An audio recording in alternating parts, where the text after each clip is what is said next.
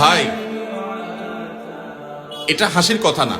আমাদের অনেক যুবক ভাইরা, অনেক যুবতী বোনরা মূর্খতার কারণে, অজ্ঞানতার কারণে ইসলাম সম্পর্কে তারা এরকম অনেক ভুলভাল কাজ করে বসেন। অনেক সময় বলে যে ঠিক আছে, এখানে তো আর কেউ, যেহেতু বাইরে সাক্ষী আনতে গেলে চূড়া খাবে, এই জন্য বলে আল্লাহ সাক্ষী। একটা কথা আছে না, অতিভক্তি চোরের লক্ষণ। বাংলা একটা কথা আছে না, অতিভক্তি কিসের লক্ষণ? এত মানুষ থাকতে তুমি আল্লাহর সাক্ষী বানাইতেছে। আরে বাবা, কি আল্লাহর ওলি, ডাইরেক্ট আল্লাহর সাক্ষী বানাই ফেলতেছে। এই অতিভক্তিটার লক্ষণ কিসের? চোরের। যে মা বাপ, ভাই বোন, হ্যাঁ, আত্মীয় স্বজন এসে সাক্ষী হবে বিয়েতে, তাদেরকে ডাকলে তো চূড়া খাবে, যেহেতু চোরাইয়ের কাজ করতেছে। এই জন্য সাক্ষী বানায় কারে? আল্লাহকে। এগুলা বিয়ে হবে না, সাক্ষী মানুষকে বানাতে হবে। ঠিক কিভাবে আবার বলে কবুল বলছি, কবুল একবার কেন 1000 বার জিকির করলো বিয়ে হবে?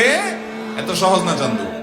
অতএব টেনশন করার কোনো কারণ নাই যে কখন কবুল বলছে না বলছে। হ্যাঁ, যদি দুইজন সাক্ষীর সামনে একজন প্রস্তাব দিচ্ছেন, আরেকজন কবুল বলেন, এবং দুজনই প্রাপ্তবয়স্ক হয়, তাহলে হানাফি মাযহাব অনুযায়ী বিয়ে হয়ে যাবে। এবং সালাসুন জিদ্দুহুন্না জিদ্দুন ওয়া হাজলুহুন্না জিদ্দুন, তিনটা বিষয় ফাজলামতি করে বললেও কি হয়ে যাবে।